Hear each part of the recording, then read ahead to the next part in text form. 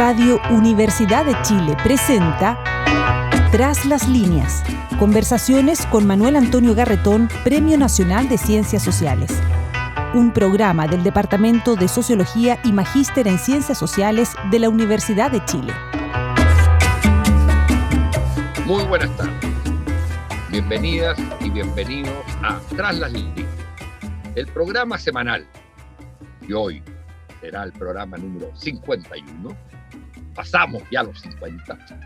El programa semanal del Magíster en Sociología de la Modernización de la Facultad de Ciencias Sociales y el Departamento de Sociología de la Facultad de Ciencias Sociales de la Universidad de Chile. Que todas las semanas nos juntamos para conversar desde la perspectiva particular de nuestro quehacer, que son las ciencias sociales, sobre el país, el mundo, lo que nos pasa como personas, como sociedad. Y por supuesto que hoy, en este programa especial, que será de 1 hora, a diferencia de lo normal, son de media hora, estará dedicado al análisis de lo que fue las elecciones de este último sábado y domingo. Y para lo cual tenemos 2 invitados, manteniendo, por supuesto, como siempre, la paridad de género que se ha hecho obligatoria en el país y que será proyectada, lo más probable, a todos los organismos del futuro. Tenemos invitado a 2 personas, una mujer y un hombre, ambos destacadísimos analistas de la política y de la sociedad. Gloria de la Fuente, que es politóloga de la Universidad Católica y luego doctorada en Ciencias Sociales de la Universidad de Chile. Me tocó dirigirle su tesis. Y nuestro otro invitado estuvo parte del jurado en el doctorado de Gloria.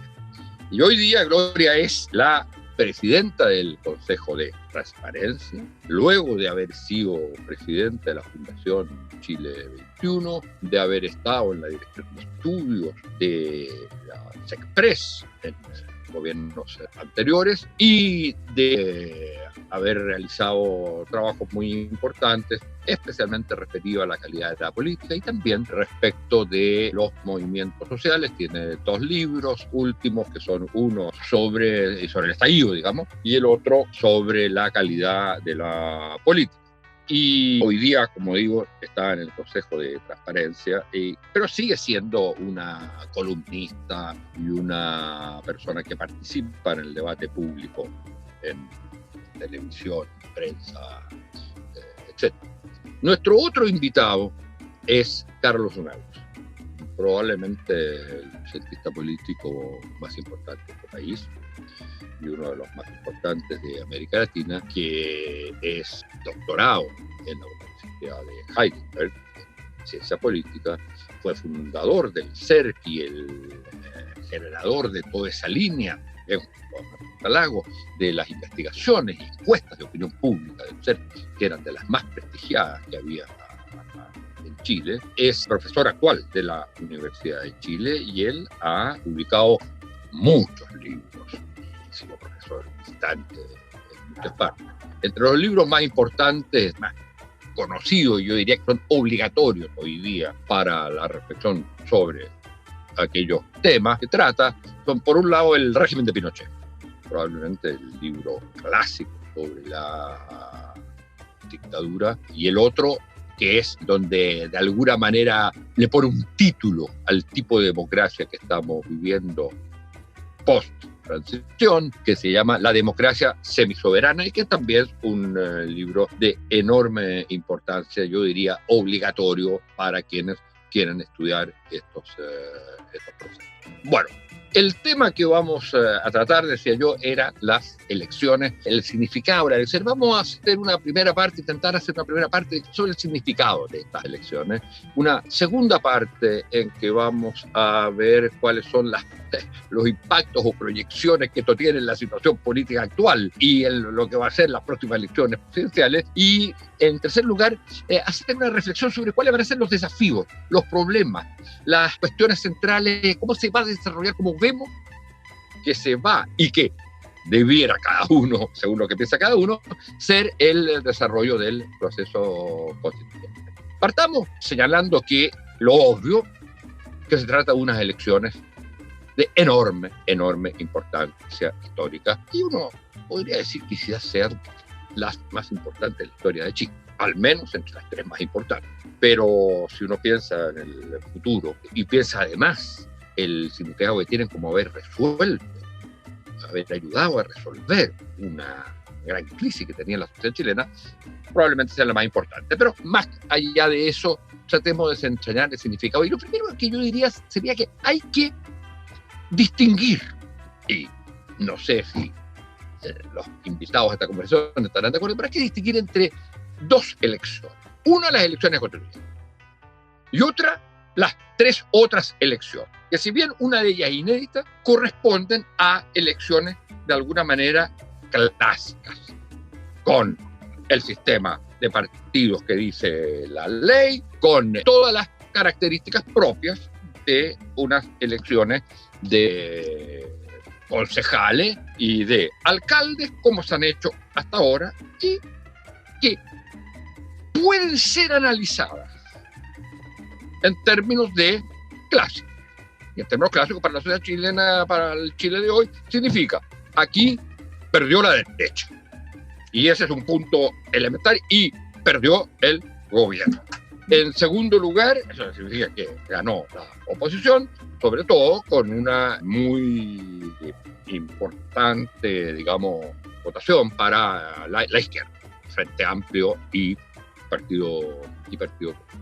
Y con resultados de alguna manera, como han dicho algunos, no tan malos para lo que se llama la centroizquierda, pero que, si bien son distintos, pueden ser analizados en esos términos, quedan afectados por los resultados de la primera elección, la de constituyente, que es una elección enteramente distinta, donde rigen cosas que no existen en las elecciones clásicas en Chile: la paridad de género, los escaños reservados y la existencia de normas especiales para independientes.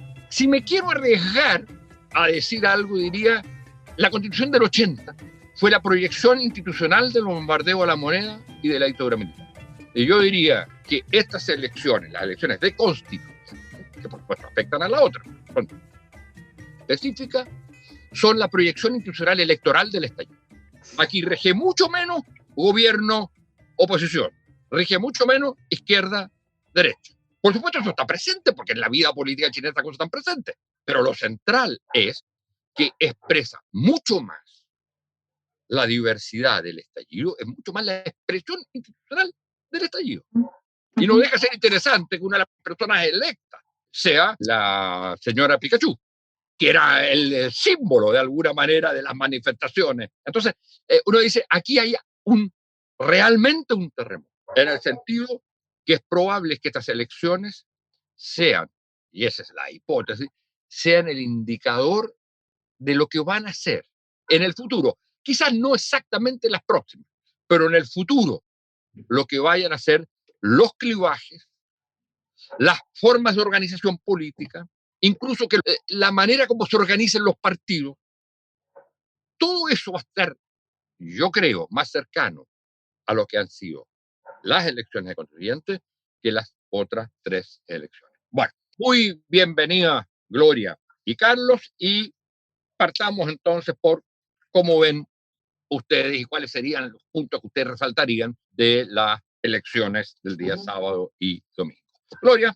Yo, a ver, lo primero que diría, estoy bien de acuerdo con la perspectiva que presentaba Manuel Antonio, que tiene que ver con, yo lo llamaría de otra manera, esto lo escribí por ahí hace un par de días atrás, que es la cristalización del estallido social en un proceso institucional que no se termina, por supuesto, ni con la elección del fin de semana, tampoco con el proceso de discusión constitucional y tampoco probablemente con el plebiscito de salida. Esto es la cristalización institucional de un proceso político que en el fondo que cambia de manera radical a partir del 2019, pero que tenía, yo creo, antecedentes de antes, que es un poco la reflexión que hacíamos en este libro que coeditamos y que trabajamos de manera conjunta, que justamente a partir de aquello que ocurre con el estallido social, había una situación de imposibilidad de quedarse permanentemente en el estallido. Afortunadamente vino y el mundo político hizo lo que tenía que hacer y se generó este acuerdo por la paz y la nueva constitución en condiciones muy difíciles probablemente ese minuto, y esto permitió de alguna manera generar un proceso institucional que se cristaliza, creo yo, más aún con la elección de esta convención constitucional, incluso más que en octubre del año pasado, porque hoy en día sí los actores sociales distintos, de distintas características, en el fondo con distintas miradas, convergen en un espacio institucional que va a tener que discutir las bases de la sociedad del futuro. Entonces, estoy plenamente de acuerdo con la cristalización de ese proceso, pero también creo que probablemente eso es parte de la discusión después, pero probablemente eso no va a terminar ahora y hay que empezar a pensar esto en el largo aliento. Sí, un comentario sobre las otras elecciones que acompañaron este fin de semana las elecciones. Yo creo que de alguna manera ya es un matiz con lo que decía Manuel. Si bien es una elección que obedece a los patrones clásicos de elecciones en Chile, concejales, excepción de gobernadores regionales, que es un tipo de cargo distinto, pero sí creo que también estas elecciones, tal vez con un matiz distinto por el propio sistema electoral, pero sí reflejaron también algún ajuste y algún cambio que probablemente va a ser más evidente en el futuro. No es menor que en alcaldías como Santiago, como Viña del Mar, aunque no haya habido reelección porque está al límite de la reelección de autoridades locales, que en comunas como, por ejemplo, Maipú, se haya elegido gente totalmente distinta. Y esto es lo más visible. Pero si uno bucea y se pone a mirar con más detalle, en general creo que el patrón fue más de ajuste y de cambio que de continuidad. Y yo creo que eso se va a ir reflejando probablemente paulatinamente por las propias dinámicas que tiene la representación local. Tampoco es menor lo que pasó, porque pensamos las proyecciones electorales hasta hace un par de meses atrás. Tampoco pasó lo que todo el mundo suponía que iba a pasar a propósito de la dispersión de la oposición, y que es que el oficialismo ganara la mayoría de las gobernaciones regionales. Eso no ocurrió en la práctica tampoco. Por lo tanto, hay una señal que uno lo puede entender desde el punto de vista a largo plazo, con elementos institucionales que empiezan a cristalizar el estallido social. Y por otro lado, sin duda, como todas las elecciones, también hay algunos elementos coyunturales que tienen que ver, por ejemplo, con cuánto, y es una pregunta legítima de hacerse, cuánto los elementos o lo que hemos visto en la pandemia a propósito de las debilidades del Estado y otros, ha ido profundizando muchas más de las cosas que nosotros ya veíamos en el estallido social, que tenían que ver con la demanda contra la impunidad, por la justicia social y ese tipo de temas que han quedado más o menos en evidencia a propósito de la pandemia, ¿no? Y las diferencias y el drama que significa para muchas personas paliar los costos económicos y sociales, y no solo sanitarios, de una situación de estas características. Eso para partir. Carlos. Gracias por la invitación, Manuel Antonio. Yo coincido con las observaciones que hacías tú y que complementaba Gloria. Yo agregaría lo que dice Gloria al final, me parece bien que en algunos puntos hay continuidad y en otros hay cambio. Yo creo que hay continuidad y una continuidad negativa en que continuó la declinación de la participación electoral, y es una pésima noticia el que haya votado el 41% del padrón electoral.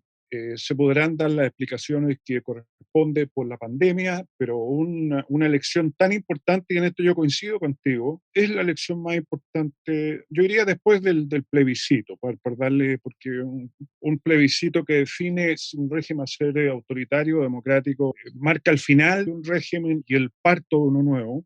Después del plebiscito, pero mirando hacia atrás, yo creo que los dos serían los más importantes. Y me parece... ¿Estás hablando de cuál plebiscito? ¿Estás hablando del plebiscito? El 88. Claro. 88. Me parece una mala noticia, y no lo he visto en los medios de comunicación, este mal hecho, porque se consolida una... O sea, los politólogos dicen que al menos debe participar para que la elección sea considerada una fuente de legitimidad vertical, que al menos vote el 50% del electorado. Aquí estamos casi 10 puntos menos. Entonces ahí eso me parece extraordinariamente grave y es parte de los problemas que tiene el país. En segundo lugar, creo que se produce, coincido con lo que en la separación que hace Manuel Antonio en la elección a la constituyente y las elecciones tradicionales, las otras, ¿no es cierto? Yo creo que el cambio es aparentemente no tan dramático para los partidos tradicionales de la exconcertación, pero el golpe fue en las dos partes muy contundente y da cuenta de una indicación de un desplome institucional muy evidente, muy visible, y la reacción que han tenido los dirigentes a la misma. Estoy pensando en la democracia cristiana y en el PPE, que han sido los más dañados, ha sido realmente confirmando que no han visto lo que ha pasado, que es un tsunami en el sistema político, en el sistema de partidos, ¿no?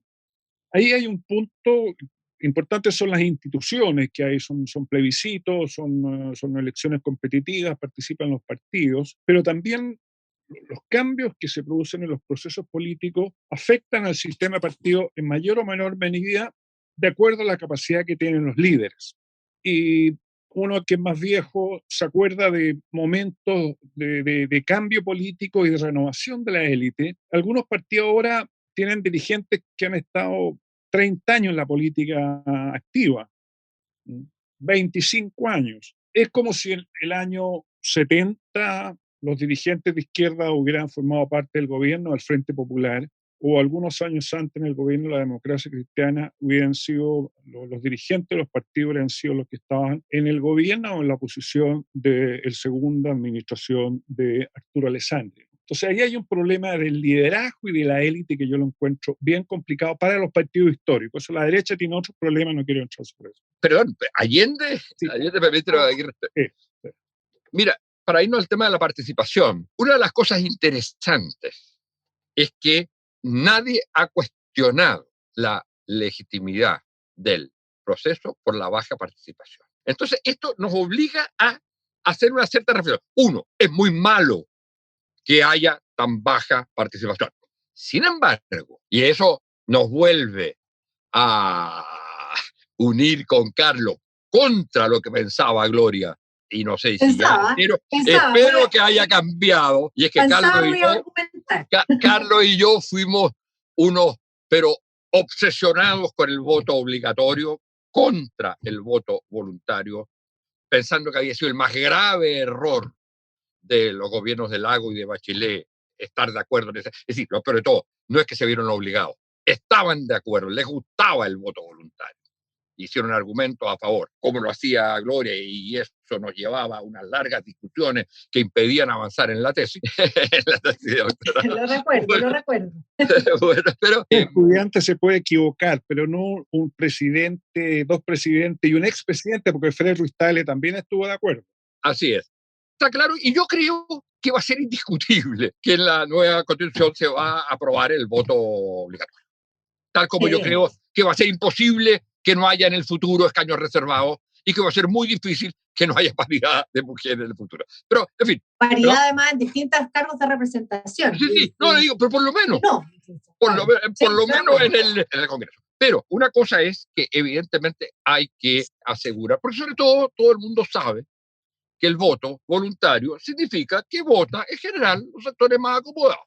Eso está ultra probado en todas partes y no hay discusión al respecto. No deja de ser interesante que siendo así y que habiendo sido baja la participación, por lo tanto menor en los sectores populares, la derecha haya perdido como perdió. Eso no deja de ser, a mi juicio, interesante como... Y yo fíjese que creo que es ese exactamente el factor por el cual probablemente hemos enfrentado una elección donde nadie ha ido cuestionando la legitimidad en los últimos días. Porque la representación fue lo que decíamos al principio, la cristalización de lo que uno vio en el movimiento. Eso es exactamente lo que iba a decir. No importó que hubiera bajado la participación, porque lo que ganó la legitimidad fue la diversidad. O sea, claro, lo que se había producido como gran deslegitimidad era de la clase política, y como se había producido, uno puede tener las opiniones que quiera, pero una legitimidad de la idea que la gente que estaba en la calle, la gente que se expresó, era la que tenía que estar en la Constitución. Y eso se decidió en la elección con más alta votación que ha habido en Chile, que fue el plebiscito. Y por lo tanto, la explicación que yo daría al tema de la participación, que no es más baja que las otras elecciones convencionales del último tiempo, no es más baja. Es comparable a la elección del 2013, si no me equivoco. Mirando los datos de participación anduvo por ahí, pero las elecciones posteriores tuvieron más participación. La primera vuelta del 2017 son 4 puntos menos que el 2017. Primera vuelta.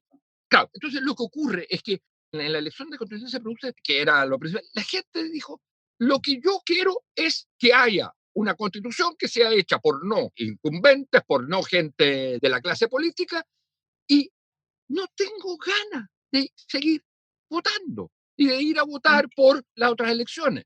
Entonces, mi impresión es que el plebiscito le dio tal legitimidad a esta elección que el hecho que haya habido, y en ese sentido de nuevo hay que reconocer esta ambivalencia crítica a la clase política, pero que gracias a una obligada, si se quiere, decisión de la clase política, hubo paridad de mujeres y hombres, escaños reservados y independientes, que fueron los que al final ganaron. O sea, la gente vio reflejada en las candidaturas, en lo que ahí iba a pasar, lo que había querido hacer, lo que había dicho en el plebiscito. Y entonces, en ese sentido, la baja participación, esta vez, porque uno dice, ¿cómo en la elección más importante participa? Bueno, porque la verdad es que hay que tomarla. Para analizar el tema de la participación, hay que tomar a las dos juntas.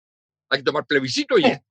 Sí, y por eso pasa a ser tal vez menos dramático ahora, aunque voy a hacer antes un como disclosure sobre el dilema del voto obligatorio voluntario para hacer un reconocimiento en que de verdad yo lo peleé muchos años respecto al voto voluntario, pero mirando los resultados y la participación de los últimos años, yo creo que tenían toda la razón respecto al sesgo de clase en particular que se produce con el voto voluntario en Chile. Y eso es dramático, porque en un país altamente desigual como el nuestro, que no solamente desigual en términos de la distribución del ingreso, sino que manifiesta otro tipo de desigualdades que terminan siendo como una especie de techo de cristal para el desarrollo de todas las personas, su apellido, su color de piel, si pertenece a una etnia o no pertenece, etcétera. Yo creo que lo que hizo el voto voluntario fue profundizar más esas desigualdades y esos sesgos en la práctica. Entonces creo que efectivamente hubo un error y ese error yo creo que hay que corregirlo en algún minuto y espero ojalá que la Convención Constitucional logre habilitar la posibilidad del voto obligatorio. Ahora, por lo pronto pasa a ser menos dramático respecto al proceso, no hacia a las definiciones electorales que igual hay que tomar en el próximo tiempo porque menos mal, y el legislador lo que hizo respecto a la Convención Constitucional en el plebiscito de cierre es establecer el voto obligatorio. Entonces, de todas maneras, aunque no alcanzáramos a tener legislación, que probablemente no va a haber, el plebiscito de salida del proceso constituyente va a ser con voto obligatorio. Entonces, vamos a obtener probablemente un texto constitucional que va a contar con altos grados de legitimidad vía participación, ¿no? Hay una posibilidad. Yo quisiera preguntarles una cosa, pero ustedes piensan que para ir a otro punto, espérate, dentro de este significado, de lo que fueron las elecciones, en la medida que uno dice aquí es una elección con candidaturas diferentes, con resultados que no se pueden medir solo con las fórmulas tradicionales, oposición, gobierno, izquierda, derecha, etcétera. ¿Qué importancia le dan en términos que esto puede hacer en el futuro, para el futuro haga una especie de Big Bang de los partidos políticos y tengamos otros sistemas de representación, de hecho, como de hecho es el resultado de la elección constituyente? Bueno, Antonio, pero yo quiero volver a lo que dijiste sobre una explicación de legitimación o de reconocimiento que el 41% tú lo estás neutralizando, lo estás compensando, estás haciendo un juego estadístico con la participación en el plebiscito. Aquí votó el 41%. Y esa minoría no se legitima porque sea diversidad, porque no sabemos si esa diversidad está presente en el 61 que no se expresó. ¿Ya? Entonces, lo que puede haber pasado, estoy teorizando, ¿no? Quiero que problematicemos, eso no es para esta oportunidad, puede ser para otro momento y es bueno que lo hagamos nosotros en columnas de opinión, en la cátedra con los alumnos, discutiendo eso, ¿no es cierto? Es que ha habido un sector de la sociedad activa ha logrado representación, bastante cargado a los movimientos sociales y al sector que más legítimamente está en el estallido social, los antiguos protestantes contra el sistema político que teníamos. Pero el 61 que se queda fuera, eso es una incógnita y eso constituye un factor bien incierto, ¿no? Yo no me atrevería a dar ninguna tesis, nada, ¿no es cierto? Y eso a mí me habría gustado, tú decías, en la Convención Constituyente debiera establecer el voto obligatorio. Yo pensaba que entre los mínimos comunes que se está planteando sobre el tema, las medidas económicas, ¿no es cierto? Entre los mínimos comunes debía estar el voto obligatorio para que se sincere ahora con este clima de cambio y de renovación. ¿Qué es lo que pasa con el 61% restante? ¿Te imaginas tu proposición con el desmadre que hay respecto a esta discusión de los mínimos comunes? Poner esta, yo creo que Es decir, dentro de los mínimos comunes esto debiera estar. No sé si en estos mismos, pero me parece súper interesante. Los académicos hacer preguntas y observaciones y catetear sobre algo que se da por tolerado, ya el voto voluntario está como aceptado, entonces Pero negativo fíjate que si uno piensa que la derecha era básicamente el núcleo duro de derecha, estaba contra todo este proceso, sacó un 20%. Y ahora sacó un 22%. O sea, es interesante que incluso con la menor participación, estoy de acuerdo contigo, hay un problema con eso, no discutamos eso, estamos de acuerdo. Pero es interesante que incluso la menor participación reprodujo los resultados del plebiscito. Y además mostró la diversidad que había en el apruebo, yo creo que que se expresa precisamente en que es un apruebo con rechazo a clase política. Ahora, yo ahí tendría ojo cómo estamos proyectando el análisis en el mediano y largo plazo, porque yo creo que es, de nuevo, la cristalización del estallido en un proceso institucional, pero eso no necesariamente, y yo creo que la elección presidencial y parlamentaria va a ser muy importante en eso no necesariamente se va a traducir luego en estructuras de representación. Tampoco digo que permanezcan las estructuras de representación que ya existían, los partidos tradicionales, pero yo tengo la impresión de que eso está en franca mutación, pero no estoy muy segura, y eso tiene que ver con las reglas del juego establecidas también para la constitución de la convención y con el proceso electoral que viene hacia adelante. Los constituyentes no tienen primero ni una posibilidad, aunque hubiese un constituyente muy destacado en el próximo año, no tienen una posibilidad de competir en las elecciones próximas. Esto es parte de las cosas que eligió del legislador, ¿no? Que en el fondo tienen un límite para la participación en elecciones en un periodo determinado hacia adelante. Y luego habrá que ver que si el impulso inicial, ¿cómo se llamaba la lista del pueblo? O los independientes tienen la vocación o la voluntad de constituir partidos políticos y que tienen además la capacidad de constituirlos no solamente a nivel de regiones, sino que a nivel nacional.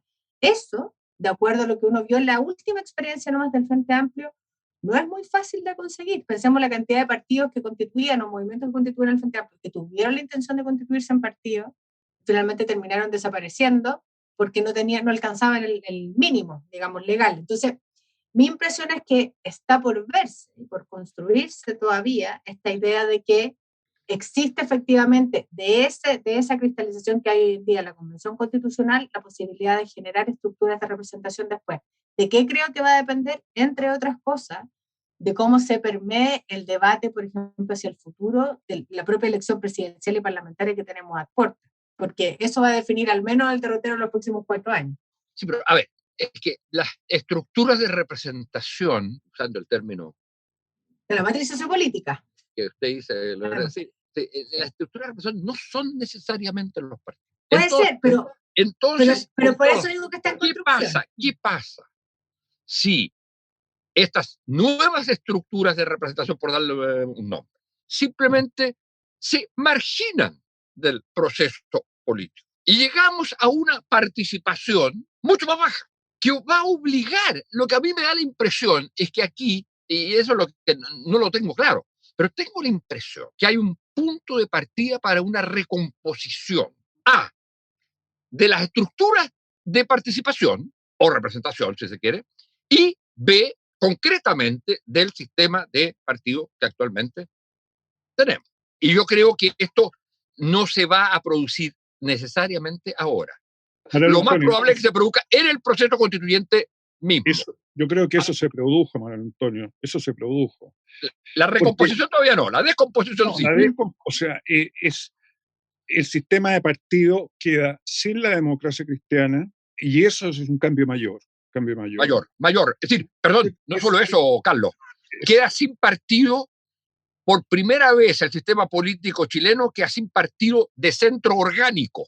Claro, exactamente. O sea, la democracia cristiana no va a estar en la convención constituyente. Podrá estar influyendo afuera con su idea, pero no va a estar ahí. Y eso es un hecho máximo. Y el centro, el Partido Radical, tal con uno, tampoco va a estar.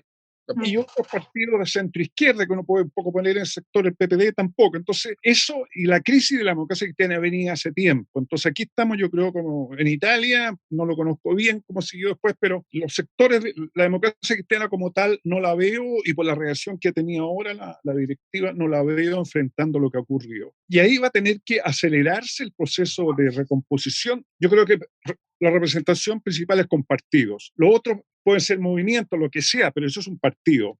La lista del pueblo, que tiene una estructura nacional, eso es un partido en la definición de Sartori mínima, ¿no es cierto? Se pusieron de acuerdo en competir en una elección y le fue bastante bien. El paso siguiente puede ser que sea otra colectividad.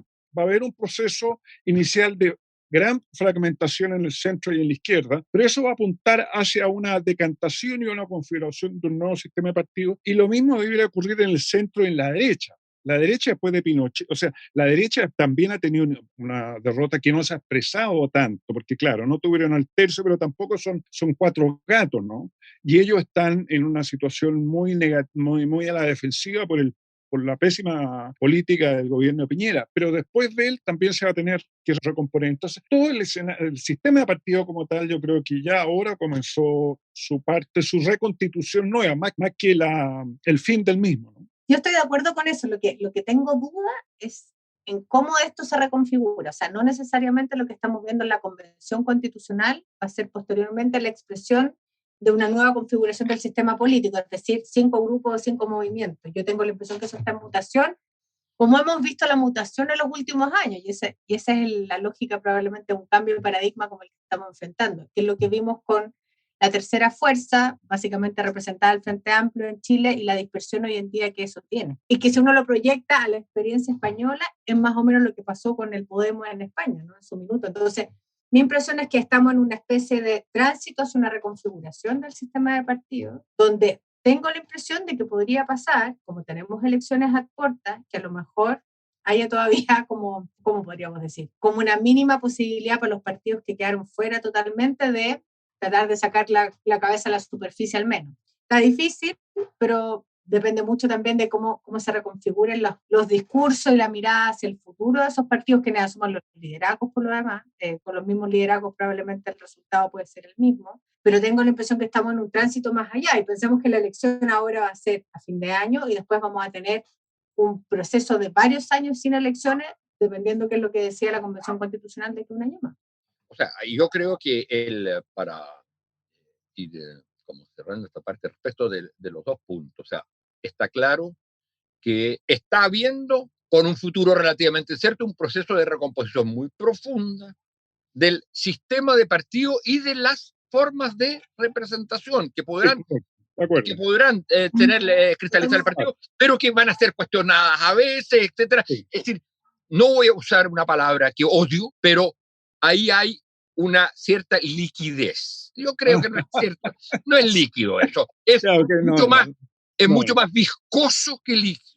Sí, sí. Y nosotros lo podemos ver, eso sí, lo podemos ver. Sí, claro. Bueno, entonces aquí hay ese, pero y el otro es el problema que queda pendiente independientemente de esta recomposición, porque ya se produjo la recomposición, está comenzando algunas formas de recomposición, estamos de acuerdo en eso, pero el tema de la participación no se ha resuelto, incluso con la recomposición, incluso con el hecho que haya participado por primera vez, que haya habido esta presencia enorme de independientes en los resultados, que aparezca siendo las fuerzas principales, son independientes, no son de partido. Y todo eso cambió, si ustedes quieren, el sistema de representación de alguna manera, no el de participación de la gente, y ese es una deuda pendiente. Ahora, si hay un ajuste ahí, yo creo que no le hemos dedicado demasiado tiempo a algo que puede ser la expresión de un fenómeno que puede proyectarse en el tiempo. Cuando nosotros tuvimos el estallido social, y después del estallido social empezaron a emerger de manera bien curiosa para un país que no tiene en general tradición de participación muy relevante en formas distintas a la tradicional, ¿no? A la participación más de carácter vertical o accountability vertical, que es básicamente los cabildos. Yo creo que no hemos mirado con suficiente atención aquello que ocurrió de manera más espontánea en la sociedad chilena en general a propósito del estallido social. Ocurrieron cabildos organizados por instituciones, pero también ocurrieron cabildos en barrios, en distintos lugares. Yo creo que esto es una expresión de algo que no sabemos cómo se va a proyectar, que por cierto tiene una expresión institucional en el acuerdo por la paz y la nueva constitución, pero también eventualmente con otras formas de participación en el futuro, que es una deuda sin duda de la democracia chilena. Si uno compara con Uruguay, por ejemplo, nuestra democracia no tiene esos mecanismos de participación ni institucionalizados ni no institucionalizados, nos los facilita. Ahí hay un germen de algo que también ha ido cambiando profundamente. Y eso es lo que nos lleva a un punto que es clave, ¿no es cierto? Es, en el fondo, una cosa es lo que vaya a salir. Teóricamente, si uno proyecta los resultados en términos de visiones de qué cosas debieran estar consagradas en la Constitución, uno eso lo podría de alguna manera predecir.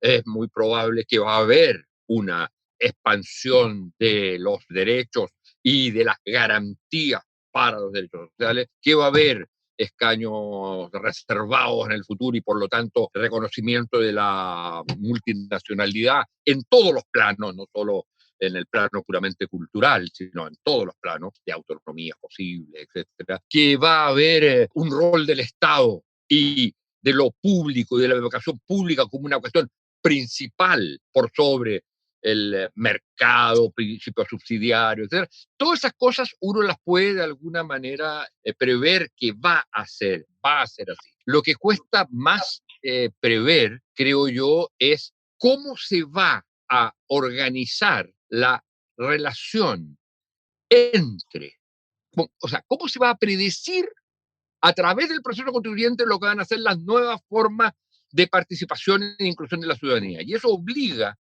a pensar en el tema que planteaba Gloria en uno de sus aspectos, que es cómo se va a relacionar los 155 con lo que pasa en la sociedad. Yo tengo la impresión que la manera de resolver los problemas internos, no van a haber vetos del tercio de la derecha, etcétera, hay una cantidad de cosas que están de alguna manera resueltas, pero no está claro cómo los 155 dialogan con la sociedad.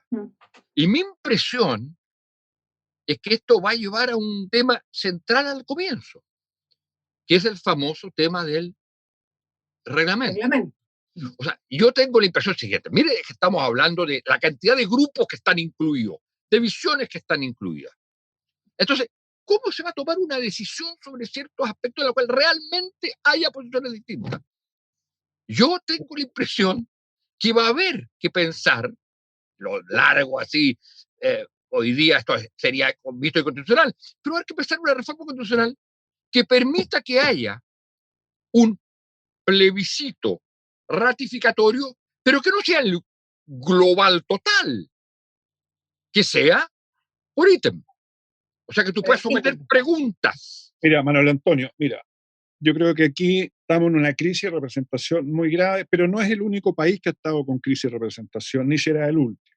Y en las democracias avanzadas tienen crisis de representación que han permitido que los partidos populistas tengan una participación muy importante y estén amenazando a los partidos establecidos. Y uno de los puntos que se plantea por los movimientos populistas, los movimientos antisistema, es que los representantes no representan al pueblo y que hay que establecer mecanismos de participación directa.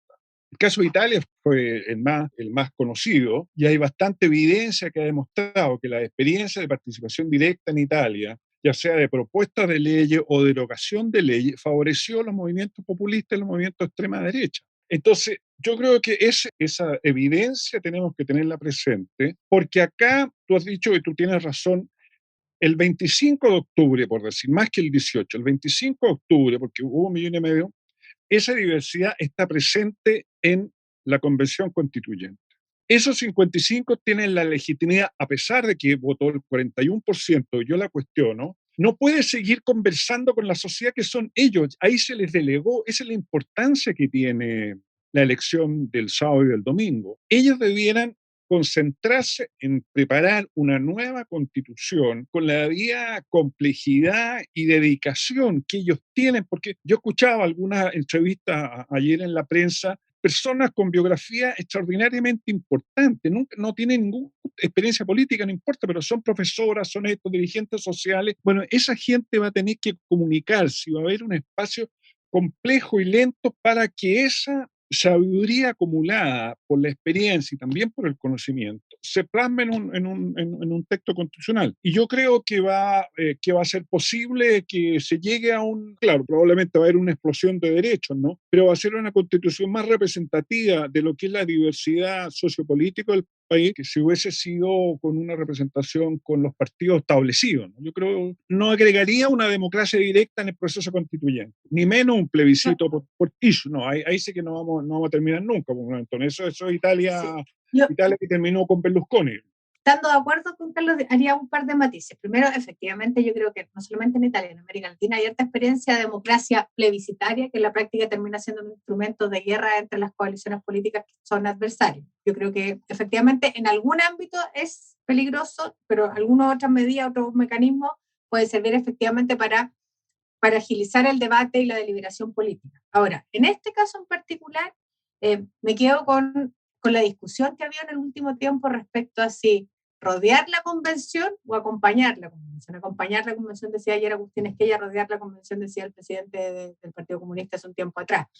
Yo creo que obviamente hay necesidad, por la importancia que tiene este proceso, que exista una cierta apertura de la Convención Constitucional. Pero ¿cómo me la imagino? Pensando en que esto es entre 9 meses y finalmente un año, que es el máximo por lo menos que se estableció en la convención. Me imagino, y esto tiene que ver tal vez con el propio sesgo de dónde uno está trabajando, dónde uno tiene. Yo me imagino que esto más bien es a través de mecanismos de transparencia, acceso a la información, que garanticen en el ámbito o en el espacio de la Convención Constitucional formas de participación, pero donde la sociedad civil pueda participar, por ejemplo, en los debates en sala, pueda tener igualdad de condiciones, por ejemplo, para concurrir a una comisión que esté discutiendo determinadas materias, pero que existan criterios claros respecto a cómo eso ocurre. Gloria, una cosa es decir que pueda ver la discusión, o sea, una cosa es la parte, digamos, espectáculo en el mejor sentido del término, quiero decir, o sea, ser espectador, ver lo que está ocurriendo, transparencia en eso. Yo creo que eso no basta. No digo que solamente sea eso, yo creo que son varias cosas. Transparencia en un punto de vista de la rendición de cuentas permanente, estar informando permanentemente con lenguaje claro a la ciudadanía. Acceso a la información que permite que las personas puedan, más allá de lo que se publique, solicitar información respecto a lo que se está discutiendo.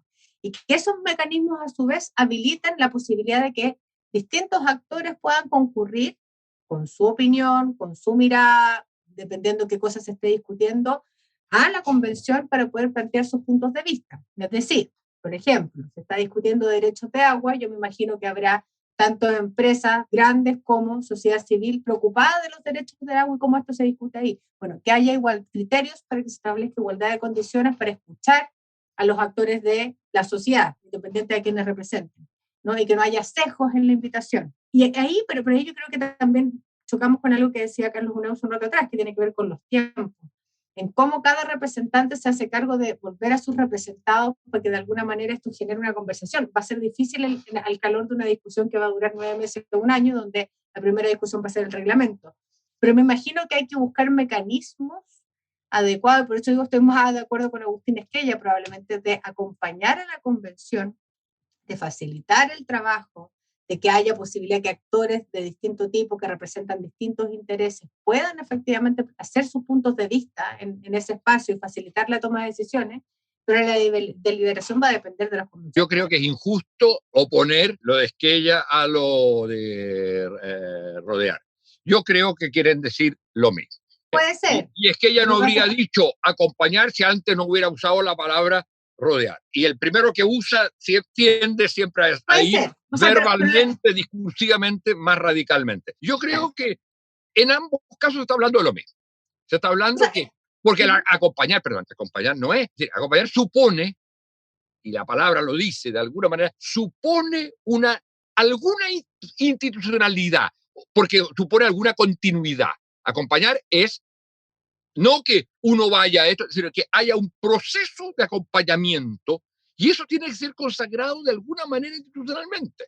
No es una acción pasiva de mirar de lejos, es una acción activa. Exactamente. Bueno, ¿alguna cosa que quisieran decir? Sí, yo quería... Tenemos que terminar. Yo quería preguntarles sobre cómo ven el impacto en este momento sobre lo que pasa en los próximos días respecto a la cuestión política propiamente tal de elecciones parlamentarias y presidenciales, sobre todo presidenciales. Bueno, sí, bueno, me aparto un poco, yo quería hacer una breve puntualización de que la paridad de género al final terminó favoreciendo a los hombres y no a las mujeres, porque esa norma institucional de la paridad de género motivó una participación amplísima de candidatos. Eso fue un hecho político extraordinariamente importante. ¿Sí? Creo que eso fue un hecho bien positivo. Yo tenía mis temores, no era partidario, no estaba muy convencido de ello. Creo que fue un hecho bien interesante y eso va a pasar en la configuración de las próximas listas de candidatos, haya o no haya paridad. Ya no va a haber paridad para estas elecciones de noviembre. A lo respecto a los partidos de la ex concertación, la situación es dramática, yo lo veo dramático, porque la candidata de la democracia cristiana persiste en seguir y la democracia cristiana como partido se ha desplomado. Lo mismo ocurre con el PPD y con el Partido Socialista. Entonces, yo veo una situación muy... No sé lo que va a pasar, no me atrevería a dar ninguna explicación. Lo más que va a ocurrir es que van a seguir adelante y va a haber una primaria en que va a ser limitada, a lo mejor entre los de la antigua concertación, o sencillamente no van a haber primaria, como planteaba Jimena Rincón. No, no sé, estoy... O sea, no van a haber primarias en ese caso, no habrían primarias Legal, legales. Pero yo pero creo convencionales que sí. que una fórmula posible es que no haya primarias legales y que haya primarias convencionales para darse el O sea, tiempo.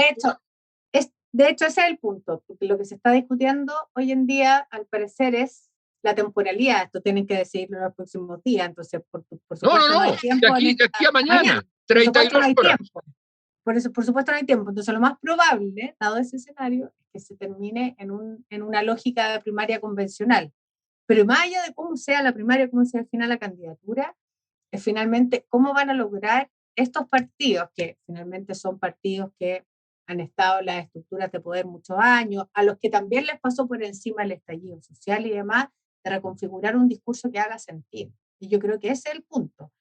Que yo creo que fue el error en la práctica del pasado, en construir un relato coherente entre continuidad y cambio, es decir, entre el encuentro entre no son 30 pesos, son 30 años y los 30 años más exitosos de la historia de este país. Hay una convergencia que no se produjo nunca en una síntesis de un relato que le permitiera a esa coalición, fuera más grande, más chica, construir hacia el futuro. Y siento que el dilema se ha ido profundizando y agudizando porque nunca se enfrentó, lo voy a poner más atrás, nunca se enfrentó de manera adecuada el debate razonable que existía entre autoflagelante y autocomplaciente a fines de los años 90. Y eso traspasó y que hoy en día no tiene mucha solución. Entonces, ¿cómo se enfrenta la elección? Para la sobrevivencia es un dilema que no es muy fácil de resolver, más aún cuando no existe ningún liderazgo que efectivamente tenga posibilidad, pareciera, de dispararse en los próximos meses. Además, tú vas a tener, por ejemplo, fíjate, el partido que le fue menos mal es un partido que está, yo diría, absolutamente desgarrado, al que le fue menos mal, el Partido Socialista, entre exactamente un poco lo que tú, como lo decías tú, entre el mundo de lo que fueron estos 30 años y la gente con que y eso es la élite, pero la base socialista, la que vota, la que se mueve, la base socialista, quisiera ir a si es que le dan la opción, a una primaria con la izquierda, con el Partido Comunista y Frente Amplio, claro, y no con el centro. Entonces, tú tienes que el partido que salió mejor parado es el partido más desgarrado, a mi juicio, del punto de vista de qué opción tomar. Así es. Bueno, muchas gracias, Carlos y Gloria, por esta conversación. Espero que la vida nos permita volver a juntarnos, no solo en una defensa de tesis, como fue en el caso de la defensa de Gloria, que Carlos y yo éramos profesores, sino ni solo hoy, sino en el futuro para seguir discutiendo este tema que tiene que ver con una cuestión tan central que todavía no podemos captar, yo creo, realmente el profundo significado que es este proceso inédito, en que es un proceso, como alguien dice, no es solo una constituyente, es también un país constituyente, Es un proceso que más allá de los 155 elegidos y todo eso, involucra a todo el país. Aunque eso no se exprese en la participación, como lo hemos dicho. Pero aquí hay pocas veces en que uno puede decir, mire, aquí estamos ante realmente las puertas de un proceso refundacional. Sí. Y esto es, sí. Bueno, muchas gracias. Muchas gracias, un gusto Gracias, Manuel verlos. Antonio, por la invitación. Sí, muchas gracias por la invitación. Y un gusto verlos a ambos. Igualmente. Gracias a ustedes por venir y estar en Tras las Líneas. Y gracias a ustedes, señoras y señores, auditores y auditoras, por vuestra escucha. Radio Universidad de Chile presentó Tras las Líneas. Conversaciones con Manuel Antonio Garretón, Premio Nacional de Ciencias Sociales. Un programa del Departamento de Sociología y Magíster en Ciencias Sociales de la Universidad de Chile.